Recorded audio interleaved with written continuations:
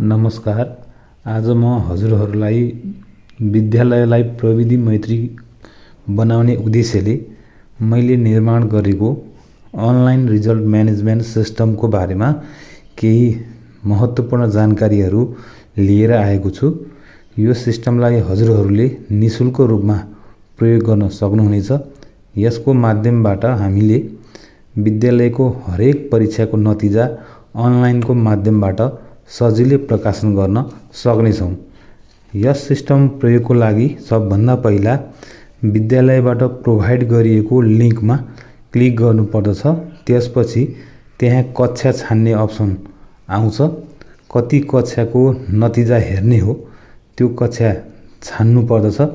त्यसपछि type your ID भन्ने अप्सनमा विद्यालयबाट प्रोभाइड गरिएको विद्यार्थीको आइडी र इन्टर पासकोड भन्ने अप्सनमा विद्यालयबाटै प्रोभाइड गरिएको विद्यार्थीको पासकोड हाल्नु पर्दछ र सर्च बटनमा क्लिक गर्नुपर्दछ।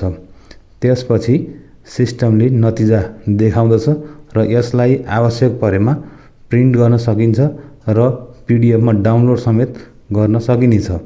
हजुरहरूलाई यो सिस्टम मन परेमा हामीलाई यहाँ दिएको नम्बरमा सम्पर्क गर्न सक्नुहुनेछ। धन्यवाद।